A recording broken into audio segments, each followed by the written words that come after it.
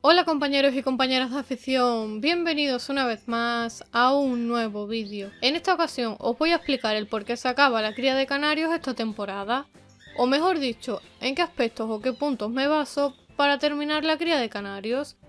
y las ventajas que esto tiene respecto a la cría del año siguiente. Si os interesa, quedaros que empezamos. Hace unos días decidí terminar la cría de canarios de esta temporada, la cual ha acabado con un balance muy positivo y del que estoy muy contenta, puesto que he disfrutado mucho, que ya sabéis que es lo principal. Los motivos por los cuales he decidido finalizar la cría de canarios pues son muy sencillos y básicamente son tres. El primero, porque ya he destetado a la mayoría de las crías de la segunda nidada, y ya sabéis que a mí siempre me gusta hacerle dos puestas o como máximo una tercera, si veo que las condiciones son favorables, que el tiempo me lo permite y por supuesto si la pareja está en buenas condiciones y lo desea. Con esto consigo que las parejas se preparen cuanto antes para la llegada de la muda, se recuperen bien del desgaste de la cría y sobre todo, por decirlo de alguna manera más liviana, que duren más tiempo, que se recuperen mucho mejor y que lleguen en las mejores condiciones posibles a la temporada de cría del próximo año. El segundo sería la llegada de las altas temperaturas. Ya sabéis que la temperatura ideal para la cría de canarios debe ser una temperatura constante y agradable, que no haga ni excesivo calor ni excesivo frío, para que los canarios estén a gusto y no tengan problemas en la cría relacionados con la incubación de los huevos, el mantenimiento de la temperatura corporal de los pichones, las muertes por asfixia o por falta de alimento, etc. Por lo que cuando notemos que van a llegar las primeras olas de calor o que nos estamos acercando ya, en el caso de España, al mes de junio, sería interesante plantearnos el terminar con la cría y no hacer una nueva puesta. Y el tercer motivo, que está relacionado directamente con el anterior y que sería indiscutible para acabar con la cría de canarios, sería la llegada de la muda y la caída de las primeras plumas de los reproductores.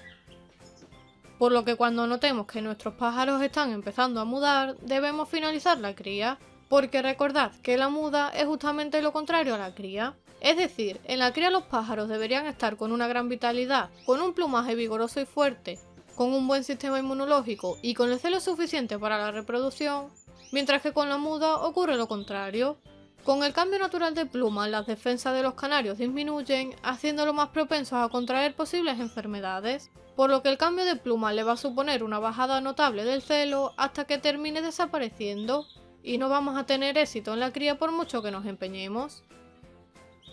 Lo único que vamos a conseguir intentando hacer una nueva puesta con canarios que están entrando en muda es ocasionarles un mayor desgaste. Además, aparecerán un porcentaje muy elevado de huevos sin pisar, por no decir que todos los huevos no serán fértiles, y en definitiva no se recuperarán bien para la próxima temporada de cría, y ya sabéis que un pájaro que no haya mudado bien o que no se haya recuperado bien de la cría anterior no estará en condiciones de afrontar la próxima temporada de cría. Y si destinamos estos ejemplares a la reproducción, podrían aparecer muchos problemas.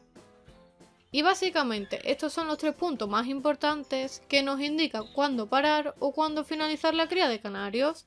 Si los tenemos en cuenta, evitaremos disgustos a final de temporada, por un aumento del número de huevos claros, por muerte de los pichones por asfixia en el nido y demás. Y además, otra cosa muy importante es que conseguiremos que el celo de los reproductores desaparezca por completo, que comiencen una buena muda lo antes posible para recuperarse de los desgastes de la cría, y nos aseguraremos de que todos los reproductores llegarán en las mejores condiciones posibles a la temporada de cría del próximo año, y así podamos volver a disfrutar de ellos. Igualmente, vamos a tener mucho más tiempo para centrarnos en los nuevos pichones que hemos sacado esta temporada, ya que vamos a poder observar lo que pichones destacan para seleccionarlo de cara a futuros concursos o como futuros reproductores del aviario. Y sobre todo, vamos a prevenir y nos vamos a centrar en que no aparezcan problemas en la muda, como por ejemplo, por deciros algunos, el picaje o la aparición de parásitos tipo ácaros o piojillos. Dejadme en comentarios qué tal os ha ido a vosotros la cría, qué cosas nuevas habéis aprendido esta temporada o qué conclusiones habéis obtenido, o cualquier otra cosa que queráis añadir que pueda ser interesante. Y una vez más, espero que el vídeo os sirva. Si es así, ya sabéis, compartidlo por vuestras redes sociales y grupos de WhatsApp para ayudar a otros creadores. Si sois nuevos en el canal y es la primera vez que ves alguno de mis vídeos, te invito a que te suscribas ahora totalmente gratis y a que actives la campana de notificaciones para recibir nuevos vídeos todas las semanas. Y como siempre, les espero en el próximo vídeo.